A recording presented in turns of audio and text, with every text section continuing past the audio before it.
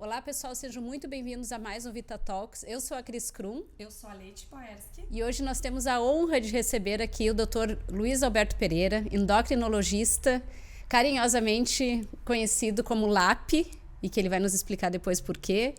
Dr. Luiz Alberto, muito obrigada por ter vindo, né? A gente estava esperando ansiosamente esse dia acontecer, né? Que finalmente agora o senhor está junto ao time lá no Vita Center, né? Com a clínica lá, junto com o Dr. Lucas Feijó. Gostaria que tu te apresentasse e aí a gente vai puxando os assuntos e trazendo as curiosidades e um pouquinho da tua história. Eu sou Luiz Alberto Fontoura Pereira, natural de Júlia Castilhos. Desde os 13 anos vim estudar no Maneco, Colégio Manuel Ribas.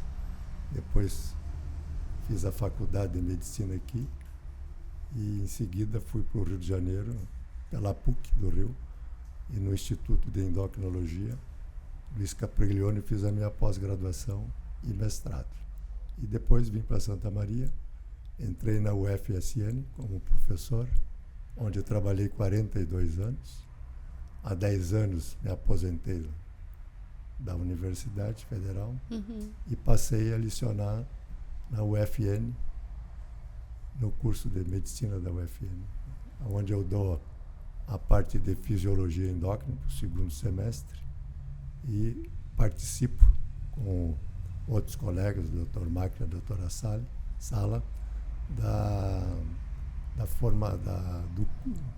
da disciplina de endócrino teórica e prática do sexto semestre. E os alunos que fazem estágio no final do curso.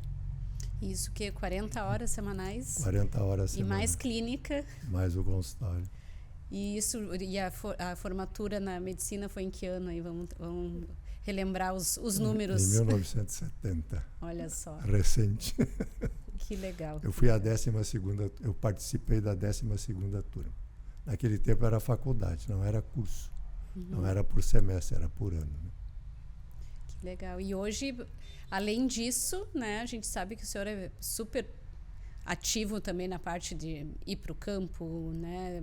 A gente queria que tu contasse um pouquinho como é que tu... Imagina, né, a tua semana toda se distribuindo entre consultório, faculdade, gosta de ir para fora, ainda tem tempo para estudar. Como é que é o dia a dia do Dr. Luiz Alberto? Eu tenho a minha atividade rural também. Eu comecei a investir há mais de 40 anos. Né? E sexta, sábado e domingo eu me dedico a essa atividade, né? Onde eu participo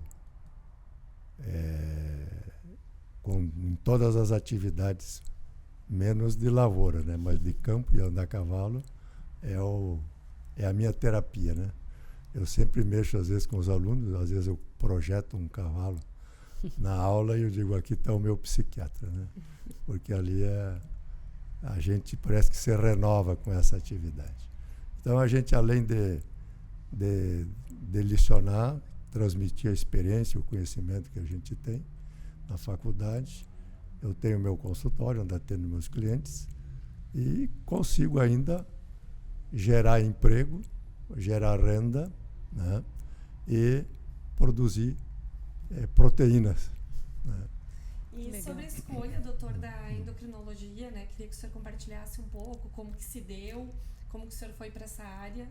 Hoje eu comecei a dar aula para o segundo semestre da UFN e um aluno me perguntou, como é que o senhor decidiu fazer endócrino?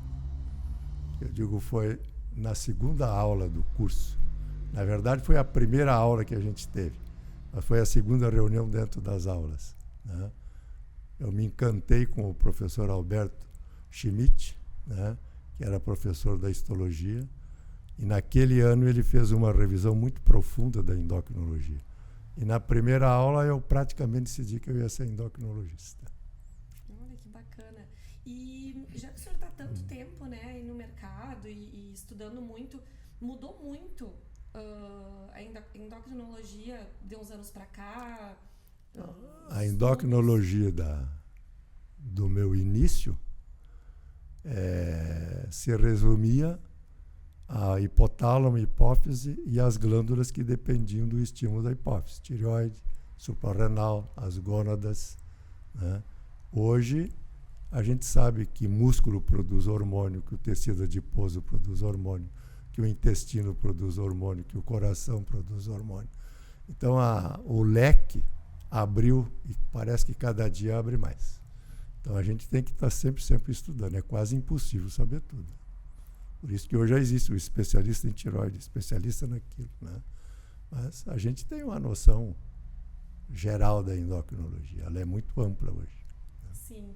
E quem está nos escutando, né, doutora, até a gente vai lhe fazer muitas perguntas, daqui a pouco vão parecer perguntas muito simples, mas é realmente para elucidar questões para quem está ouvindo, para quem, assim como a gente, também desconhece, né, a área. Quem deve procurar um endócrino? Né? Em qual momento se procura esse especialista? A endocrinologia, o meu chefe na pós-graduação, o Dr. José Sherman, ele frequentemente dizia que a gente tem a obrigação de fazer diagnóstico da doença que está relacionada com a endocrinologia e, principalmente, às vezes, desfazer a hipótese diagnóstica de que tenha uma endocrinopatia. Às vezes, os clínicos gerais que não têm uma formação mais detalhada têm a impressão de que se tem uma doença endocrinológica. E aí o estudo vai mostrar que não, né? Então, essas são duas atividades importantes do endocrinologista. Ele definir quem está doente ou quem realmente não tem uma doença endocrinológica. Mas hoje, vamos dizer assim,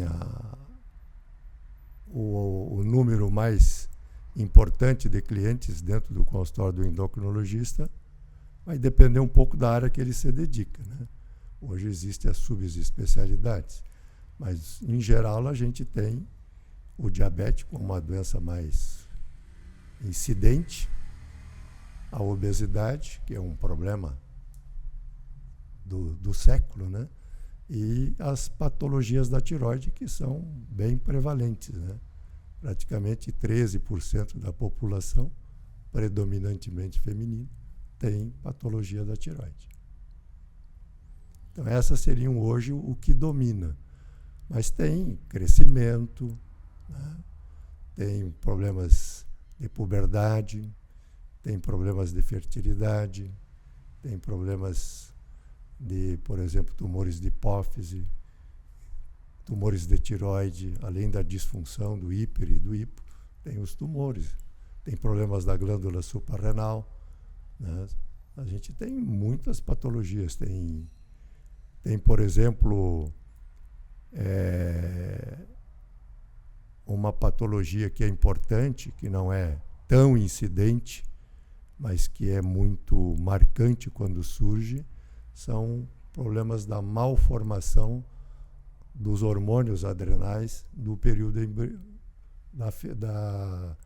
do feto, no período da formação do embrião. Às vezes leva a distúrbios da formação do sexo, da genitália. Então, às vezes, o indivíduo é XX, que é sexo feminino, pode ser virilizado, ou o indivíduo que é XY e pode ter uma genitália feminilizada.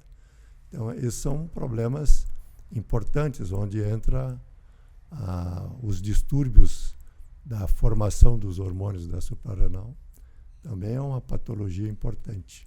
E a gente vê pacientes com certa frequência. E tem aquelas formas mais intensas, que já aparecem no período embrionário, e tem formas atenuadas que vão se expressar a partir da puberdade.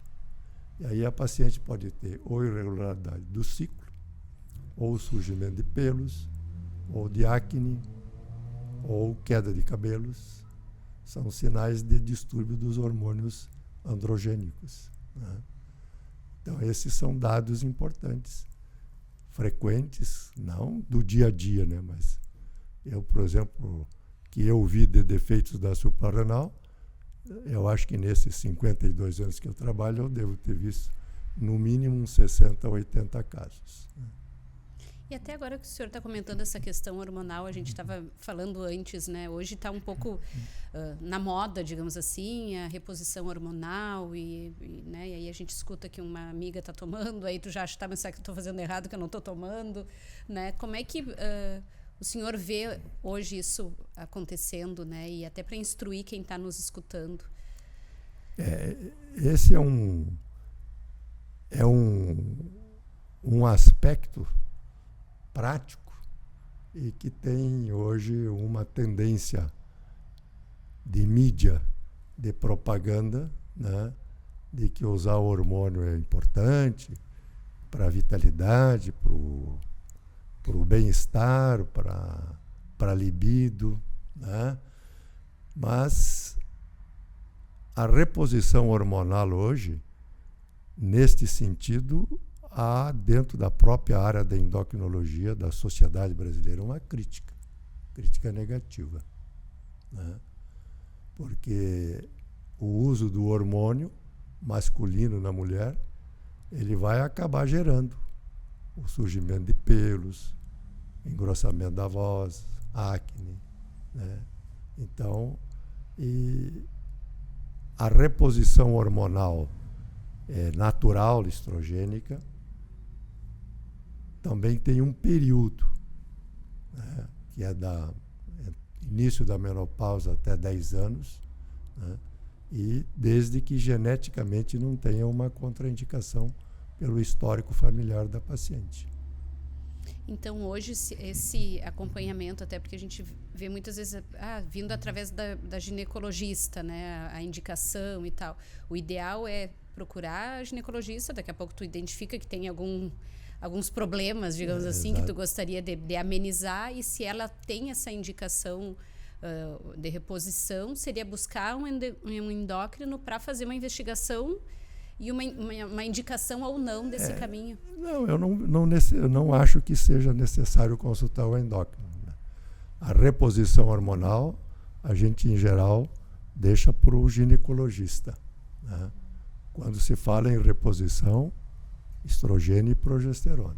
Uhum. A reposição hormonal androgênica é que há hoje, dentro da Sociedade Brasileira de Endocrinologia, uma crítica pelo abuso que está acontecendo.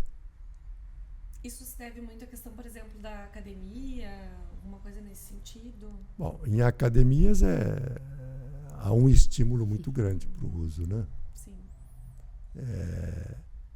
Claro que tem academias muito sérias e tem gente que vende produtos ilegais aí, né? Eu uma vez tive uma menina que a família tinha dinheiro, ela tinha uma boa mesada, e o colega de aula vivia sugerindo que ela fizesse exercício para muscular. Ela malhou 3 meses, não melhorou, aí veio a conversa, tem hormônio. Aí ela recebeu lá, vendido no DIS, segundo ela, na academia, algumas ampolas de hormônio, e aí se encheu de acne, queda de cabelos, pelos.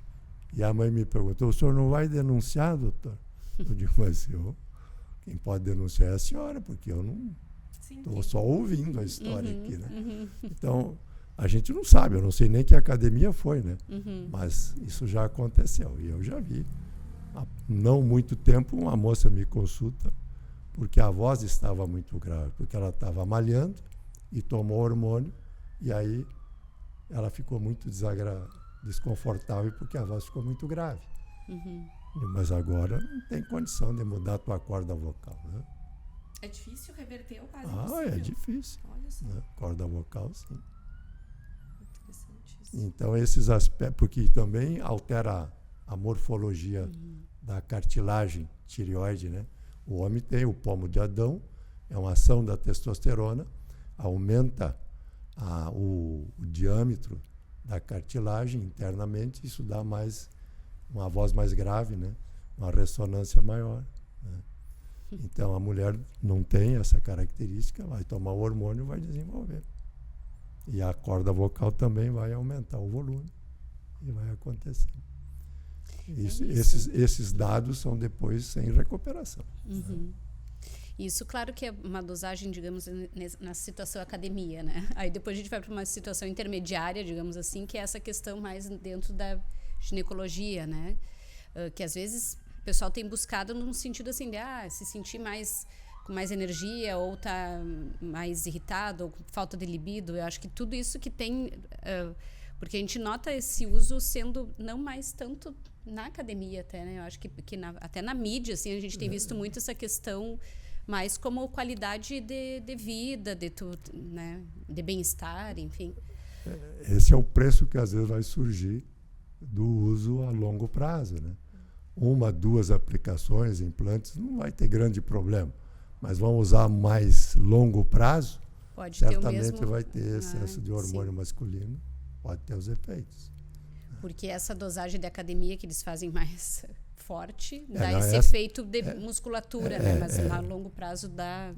Exatamente. Do pouquinho em pouquinho pode ter Exatamente. esses... Inclusive, a descrição de pacientes que receberam hormônio que às vezes injetavam em cavalos, né? Para fazer musculatura, né?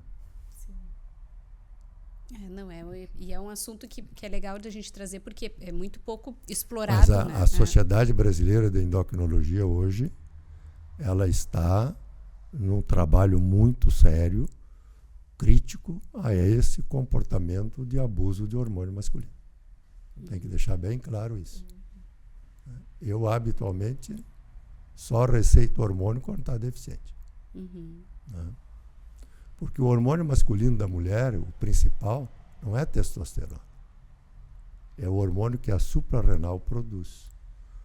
A mulher, como o homem, ela desenvolve os pelos da sexualidade, pubianos e axilares. Esses pelos, na mulher, não são do ovário, são da glândula suprarrenal. Ela que produz o hormônio que desenvolve essa característica e que dá na mulher a libido também. Mas é lógico que com a idade, a menopausa, também diminui a produção adrenal um pouco, né? E tudo isso é mensurável através de mensurável, exames. Né? Porque o nível de testosterona da mulher é baixo, é natural, né? Então, se vocês dosarem hormônio, na maioria dos pacientes vai ser normal. Por que eu vou repor o que é normal? O normal é ser baixo, né? O normal é ser baixo. É que eu disse para uma paciente uma vez, mulher não é para ter músculo, falar grosso, é para ser inteligente, agradável, suave. Sim, sim. Doutor, quem são os seus pacientes hoje, né? Até para trazer um pouco também essa questão do consultório no Vita, são mais de 50 anos de formação aí, então um médico super experiente indo para um empreendimento super inovador que é o Vita, e para entender um pouco quem são os pacientes, a maioria são mulheres, são homens. Eu tenho de criança até 100 anos. Que maravilha. Né? Tem um paciente que esses dias me disse, doutor, eu vou chegar aos 100 anos. Digo, se Deus quiser, o senhor vai chegar aos 100 anos. Estamos trabalhando para isso. Estamos trabalhando para isso. E vai chegar, está bem pertinho, parece. Né? Legal. E o que a gente mais atende no dia a dia, pela incidência populacional da doença, é obesidade, diabetes e doenças da tireoide. Esse é o dia a dia, né? Mas ontem eu vi, e anteontem eu vi criança para crescimento, né? Então, é variável, né? Mas esse é vamos dizer assim, é o maior volume, né? Mas a gente também tem bastante pacientes com doença da hipófise, né? Doenças da paratireoide, que não se fala muito, mas que existe, né? E essa patologia do momento, o problema social do momento é a obesidade, que acaba acarretando hipertensão, acaba acarretando diabetes, doença arterial, que vai levar ao infarto, ao AVC, né? Que vai levar artrose, pelo excesso de peso, de joelho, de quadril. Então, o aumento do peso, que está assim, crescente no mundo inteiro, mas que é explosivo nos Estados Unidos. Nós temos hoje entre sobrepeso e obesidade, nós já temos mais de 50% da população. Os Estados Unidos já estão chegando certamente nos 70%. Mais de 50%. Aqui no Brasil. Sobrepeso e obesidade. Mas é só vocês pararem na rua ou no shopping e observarem. E os jovens, as crianças estão ficando gordas, né? E às vezes lá no ambulatório da UFN, que a gente atende pessoal do SUS, né? Crianças de 4, 6, 10, 12 anos, e a gente não deixa praticar esporte, mas a vila que a gente mora não dá, que é perigoso.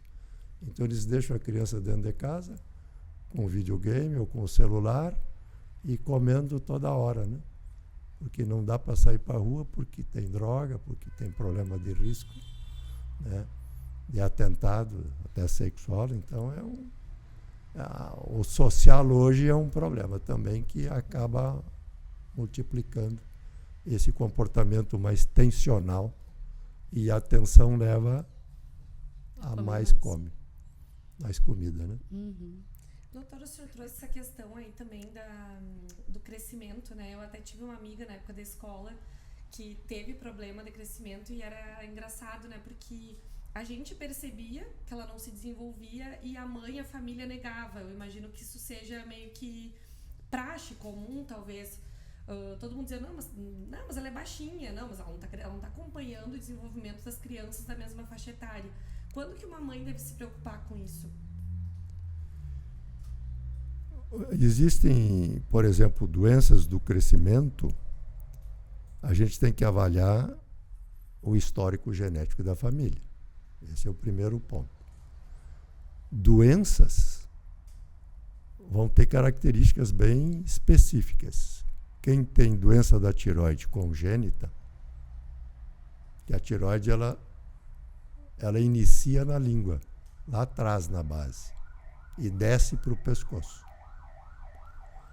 Quando há uma malformação da tireoide, a criança nasce de peso normal, altura normal, mas não cresce depois do nascimento. Hoje o teste do pezinho evita que a pessoa tenha problemas. O cérebro da gente, ele quando no nascimento, ele tem só 20% de maturidade. Os outros 80% vão fazer os primeiros 2 anos. Destes 80% dos primeiros 2 anos, 80% faz nos primeiros 6 meses. E é o hormônio da tireoide que faz isso. Então, se a criança não tiver o hormônio da tireoide, ela não vai ter um cérebro adequado, não vai ter inteligência, vai ter retardo.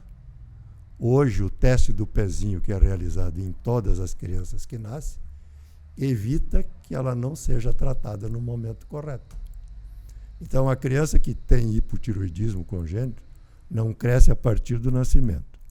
A criança que não tem hormônio de crescimento, ela cresce normal até 1 ano e meio, 2 anos. A partir dali é que ela vai ter o déficit de crescimento. Então, a história da doença é diferente. E a maioria, ou o maior número de pacientes, é o que a gente chama, ou tem o título de atraso constitucional do crescimento e do desenvolvimento da puberdade. E esse não é uma doença que tenha lesão ou deficiência. É uma imaturidade da estrutura do hipotálamo e da hipófise de produzir os hormônios.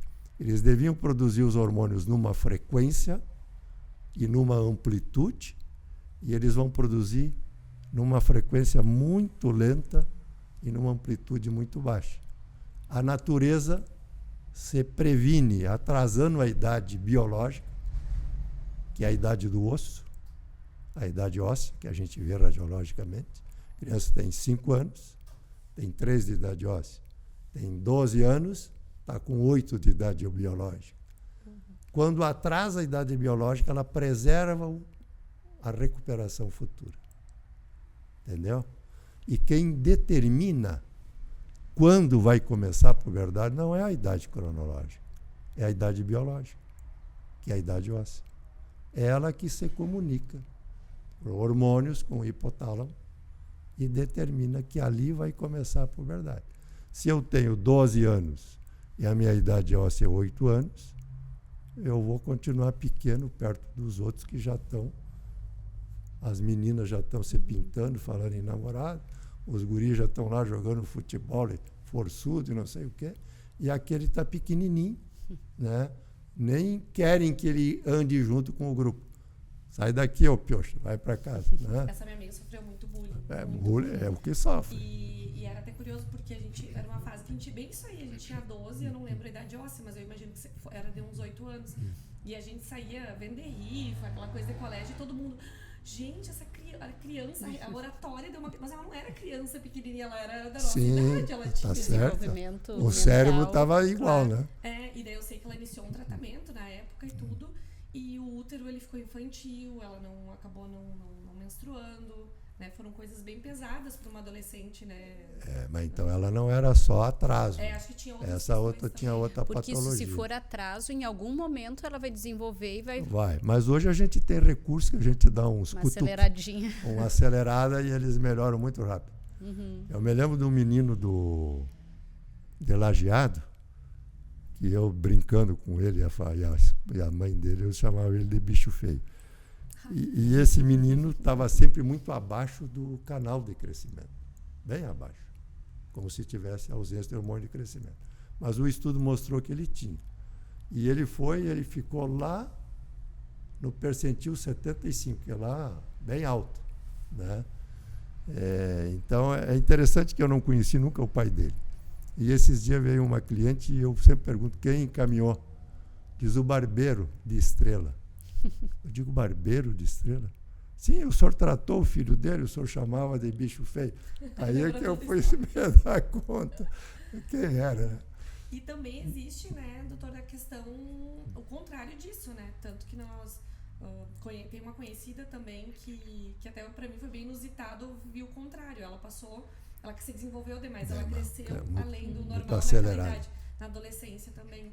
E depois para estagnar também teve que fazer todo um tratamento. Às vezes tem que fazer. Isso acontece. Menos frequente, é bem menos frequente. E isso tudo reflete muito depois nos problemas de saúde da vida adulta, que foi o caso dela. Exato. Muitas Agora, como essa tua colega que tu falaste, às vezes que o útero infantil, existe um dado importante, que é a mulher é XX e o homem é XY. Para formar e todas as células do corpo, entre o 12º e o 18º dia da vida embriológica, todas as células do corpo que têm X inativam os X além de 1. A mulher tem 2X, ela inativa o X, fica com um só. O homem só tem um X não inativo. Mas existem mulheres que têm 3X, XXX, elas inativam 2.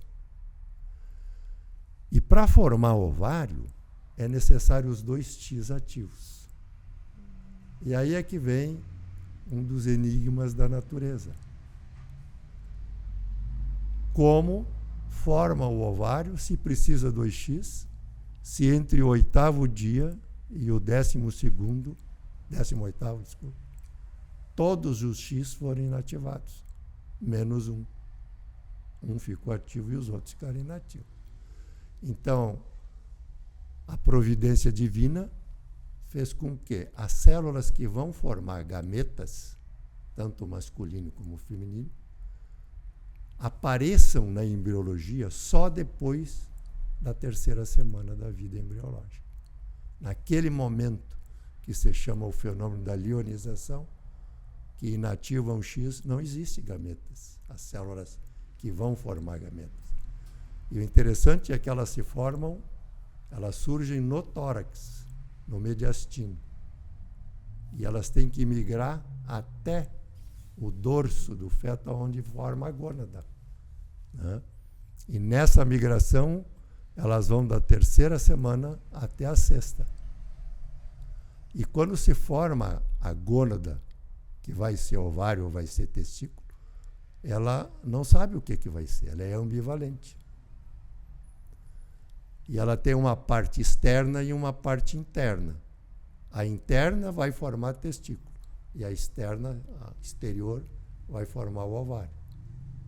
E quando essas células que vão ser gametas começam a chegar naquela migração, naquela viagem que elas fazem, a parte interna forma os cordões. E elas se misturam ali e vão formar os túbulos seminíferos para a fertilidade masculina do testículo, na 7ª semana.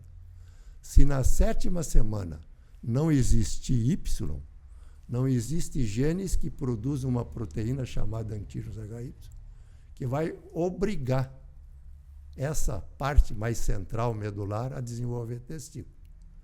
Se não tem na 7ª semana isso aí, na 8ª semana, a cortical que vai formar o ovário enche de cordões. E as células vão se introduzir ali, aí vai formar o ovário e vai formar os folículos. Nessa fase, a menina tem 7 milhões de folículos. Quando ela nasce, ela tem 1 milhão de folículos. Quando começa a puberdade, ela tem 400 mil folículos. Ela usa em cada ciclo uma média de 1.000 folículos. Então, em 400 ciclos, acontece a menopausa, ou se aproxima. Então, e por isso que a gente descobre o sexo do bebê a partir da 9ª semana? Isso tem na verdade, hoje tu já pode saber se está grávida no 5º, 7º dia da fecundação, dosando gonadotrofina coriônica humana, que é o hormônio. Né? Mas o único momento da formação física do sexo, que a genética determina, é esse do braço curto do Y. O resto tudo, em todas as fases do desenvolvimento, a tendência natural é feminilizar. É muito mais fácil para o lado feminino que para o lado masculino. Né? Então, esse é um dado importante. Então, quando não tem os 2x, que tem pacientes que é 45x, elas não conseguem formar cortical. Elas não têm ovário. E vão ter um útero atrófico. E são baixinhas. Então, pode ser. E não tem como reverter também, né? Não tem, porque é genético. E aí não vão ter fertilidade. Né? Mas eu lembro, provavelmente 40 anos, de uma menina que tinha esse problema. E ela fez bioquímica e casou com um ex-aluno. E ela me disse, antes de ir embora, quando você formou, doutor, e agora? O que vai ser da minha fertilidade? Eu, tu não vai poder gerar naturalmente, mas está em evolução, isso há 40 anos, a fertilidade in vitro, e tu vai certamente conseguir implantar um embrião e se realizar como mãe. Anos depois, uma cliente veio lá da cidade dela consultar e ela me mandou um bilhetinho. Doutor, quero te contar que o fulano está com 5 anos. Olha só, que legal. Entende? Foi o primeiro caso que se chama síndrome de Turner, essa patologia que eu soube que fez. Então, e a evolução da medicina, né? Impressionante. É impressionante. Nossa.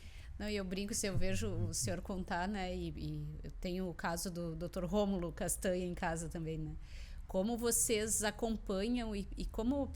Eu não sei se isso vai se repetir na nossa geração, mas tem muito isso da conexão dos médicos com os pacientes, né? Tem. Vocês acompanham a vida. O Rômulo, às vezes, vem com umas histórias assim, meu Deus, porque lá o fulano que era na cidadezinha tal, e ele sabe toda a história da família, e daí começou a atender os filhos, depois já está atendendo os netos, né? Se fala hoje em atendimento humanizado, mas já tem médicos mais experientes que já vinham fazendo esse tipo de atendimento. Eu tenho pacientes, esses dias mesmo, chegou uma paciente, doutor, eu fiquei 4 anos sem vir aqui por causa da Covid. Né? E aí a gente fica com receio de sair, viajar, mas agora voltei. Há 47 anos ela tinha consultado comigo. Imagina. Né? Então, a gente tem clientes, eu tenho clientes há 50 anos que estão vivos, né? Por isso que o senhor não larga o osso, né? Né? A gente brinca assim, vocês gostam e se mas é relacionam, gratificante, e é né? gratificante ver né? Às vezes os alunos me perguntam, até quanto vai dar aula? Né? E um dia desses, uma aluna disse assim, a minha mãe foi tua aluna. Eu digo, onde é que ela trabalha? Ela está aposentada. Eu digo, então o louco sou eu, né? Aí me perguntam às vezes, tu vai dar aula até quando? Né? Eu digo, enquanto a minha cabeça estiver melhor que a de vocês, eu vou dar aula. E acho não, com certeza é por isso também que segue o superativo, né? Mas a gente, veja, todos os dias eu tenho um aluno. Sim.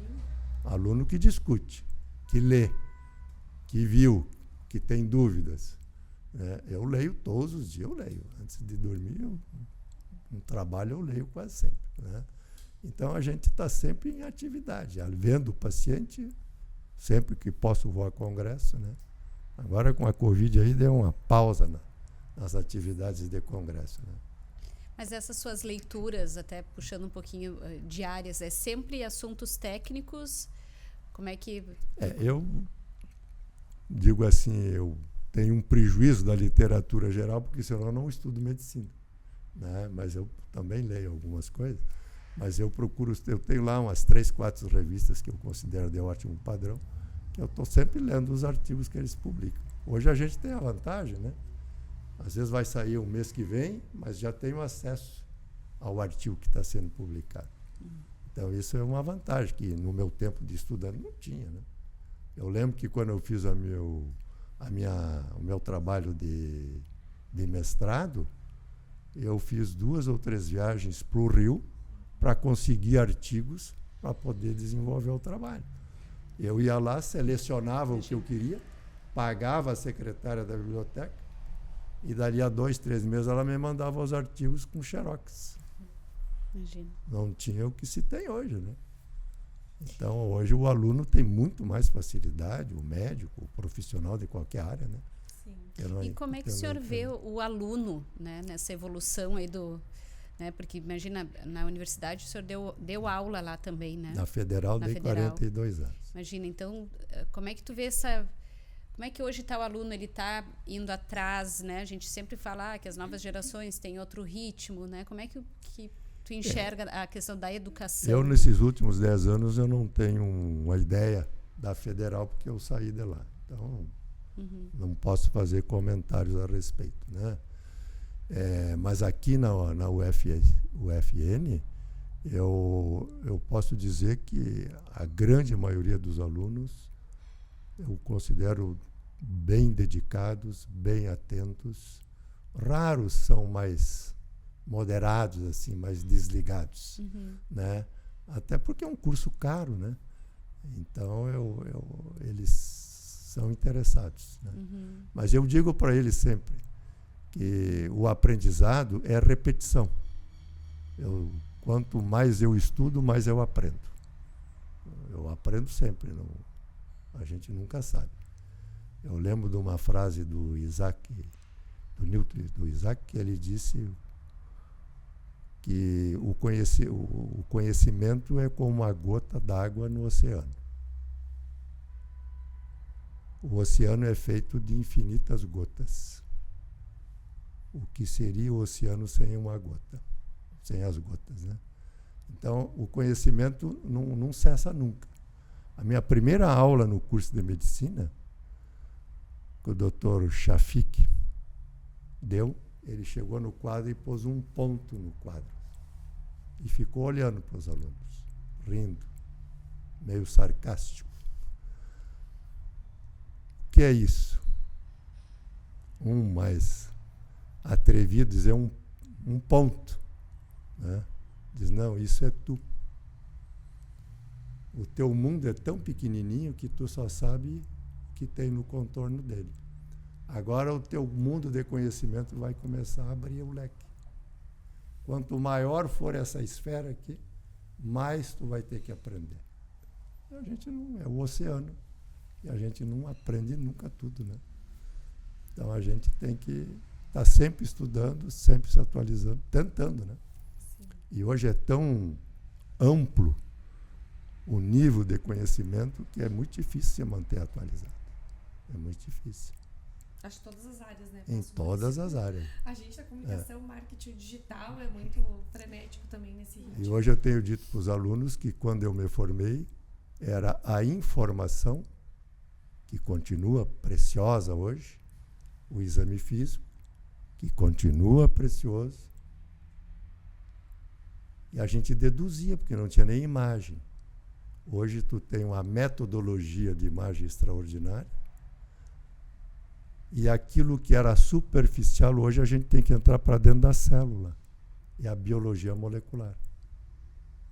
Então a medicina hoje, ou todas as ciências biológicas, tem que entender o que está acontecendo dentro da célula. E aí isso é difícil. E a gente tem que estudar. Né? E isso é coisa recente, de 2 décadas para cá, que está aprofundando os conhecimentos nisso aí. Né? Então, uma pessoa como eu, que já tenho uma certa distância da juventude, né? Então, não vou dizer velho, né? A distância da juventude tem mais dificuldade, mas os novos têm que ter empenho e interesse, senão não vão aprender. Sim. Doutor, trazendo um pouquinho o meu questionamento ali antes, sobre a sua ida para o Vita, né? O que lhe motivou, como que está sendo essa experiência? O Vita, o Lucas, né? Lucas Feijó, meu filho, que é oncologista, cirurgião oncológico, ele adquiriu a sala, né? A Luciana já tinha se mudado, a minha nora, né? Para lá. E ele me disse, pai, nós vamos nos mudar para lá. Então eu estou indo de carona, mas estou muito feliz. Ele me disse antes que ele conheceu no dia de se mudar a sala. O filho literalmente puxou sem ele. Estresse, né? Mas isso é excelente, não teve problema com obra, com nada, reforma, sem estresse. nada. No dia só fui lá, fiz o cadastro ali. E começou a atender lá em Aluguei cima. o espaço da garagem na quinta-feira, e na segunda eu comecei a trabalhar. Excelente. Nem tinha entrado no edifício. Né? Imagina.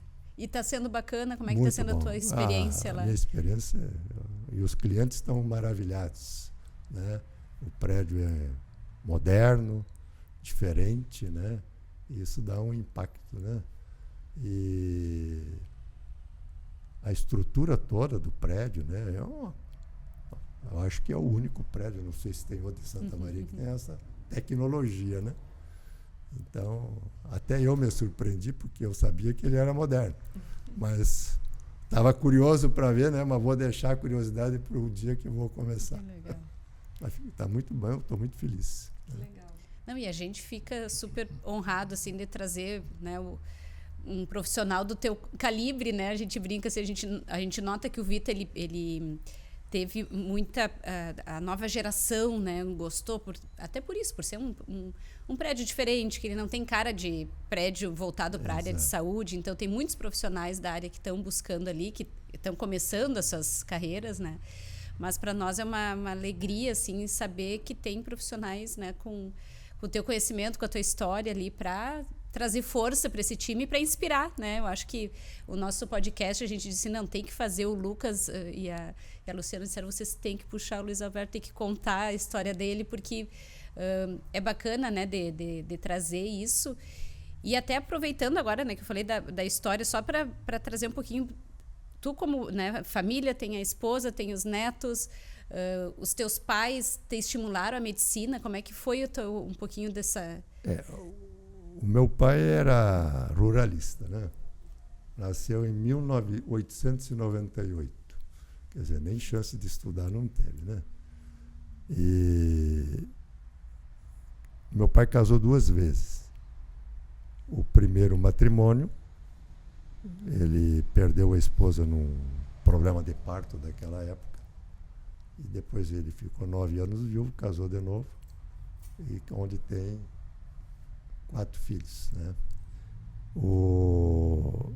E quando a gente era adolescente, eu estava com 13 anos, se mudaram para Santa Maria para a gente poder estudar, né? E aí foi a decisão de fazer medicina. Um fez engenharia, o outro fez odonto, o outro fez bioquímica, farmácia. Então, os 4 se formaram, né? Os irmãos mais velhos, que os homens ficaram na área da atividade rural, né? Tenho mais 2 irmãs, né? Uma está com 96 anos, a outra está com 91 anos. Que legal. Né? Então, realmente é uma família longeva, sabe? Que maravilha, E eu torço. A minha não muito. Torço. Quando me perguntam até quando tu vai trabalhar lá fora, eu digo, olha, eu fiz um pedido para São Pedro, até os 90, pelo menos andando a cavalo. Olha só. Né? Se vai me obedecer, eu não sei, né? Mas é um pedido que eu fiz. Que legal. Então, a gente tem esse foi o início, né? E o Maneco, que naquela ocasião, eu acho que hoje ainda continua um excelente colégio, mas naquele momento, o Maneco tinha um time de professores de altíssimo nível, que quase todos eles depois foram professores da universidade, ou também eram da universidade, né? Então, nós fizemos sem cursinho pré-vestibular. A gente saía do Maneco, fazia vestibular e a grande maioria entrava, né? É uma época boa. Saudades da juventude, mas o tempo passa. E a sua esposa conheceu já na faculdade? A Beth é natural de Júlia Castilhos também. Né? Em tom de brincadeira, né? Uma cliente me perguntou um dia, me disse como é que ela conheceu o esposo dela. Né? E tu, como é que conheceu a Beth? Eu digo, ela deu tanto em cima de mim que eu me entreguei. Olha aí, a Beth, Há quantos anos isso? Há 54. Imagina. Que legal. Mas isso foi brincadeira, né? Sim. E fui provocada. Então a gente acabou se conhecendo e ela fazia administração. E aí, como eu me formei, ia para o Rio, ela suspendeu o curso. Casamos e fomos fazer a pós-graduação lá. Fomos muito felizes, temos 3 filhos. A Luísa, que é fonoaudióloga, que mora no exterior. Né? Tenho 2 netos da Luísa, o Pedro, que tem 16, vai fazer 16, a Alice, que vai fazer 15, a Betina, que é endocrinologista em Porto Alegre, né? Está muito bem. Tem um filho, Caetano, com 9 anos. Né? E o Lucas, que tem o Matheus e o Marco Aurélio, né? Que são os menores. Né? Nós recebemos 2 genros maravilhosos e a nora, né? Maravilhosa. Então, a gente tem assim um núcleo familiar positivo, agregador, né? E a base da vida é a família, né? Sem a família e sem, desde o início da vida, a esposa ser companheira e somar, as coisas não andam, né? Então, o início da vida sempre é difícil, né? Tem que malhar, tem que trabalhar, muito esforço para dar certo, né? E o senhor estimulou os filhos à medicina? Como é? Decisão deles. Decisão deles, mas gostava de ir lá para o consultório e ficar brincando com as...